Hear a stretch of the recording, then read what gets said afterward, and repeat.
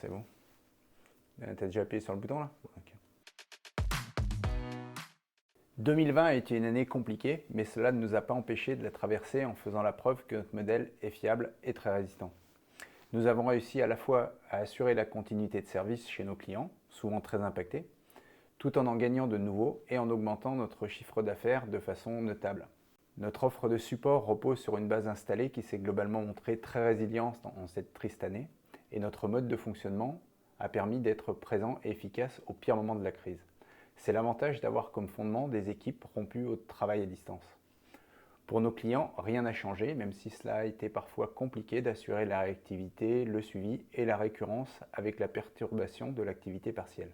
Outre le maintien en conditions opérationnelles, la maintenance éditeur et beaucoup d'évolutions qui sont la base des activités de support, nous avons été capables de mener à bien divers projets traités en mode support, comme plusieurs déploiements de corps modèles, des mises en œuvre très complexes autour d'OpenText et de Fiori par exemple.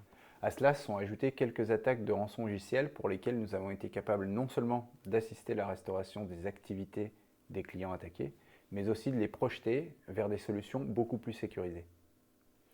Dans le même temps, nos consultants ont été capables de se former, de se certifier en masse, tout en effectuant un gros travail de capitalisation sur les nouvelles fonctionnalités offertes par S4HANA.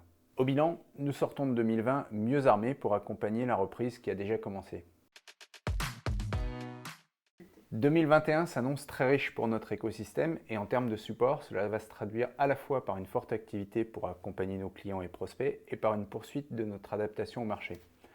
Nous allons devoir densifier notre offre de manière à répondre à des demandes de TMA plus structurées et plus importantes, avec des engagements différents de notre modèle GPS traditionnel, tout en accroissant le niveau de sécurité des systèmes qui nous lient à nos clients. À cela se rajoute l'international et une offre de services en 24/7. Ce sont deux sujets récurrents et complémentaires, à la fois en termes de compétences et d'organisation.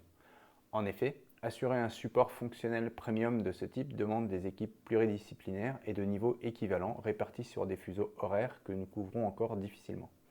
Les besoins de nos clients et prospects sont de plus en plus forts sur ces points et nous devons d'y répondre. En tant que DVA important, les souscriptions, les licences et la maintenance restent à la base de notre modèle économique et resteront donc un enjeu prioritaire.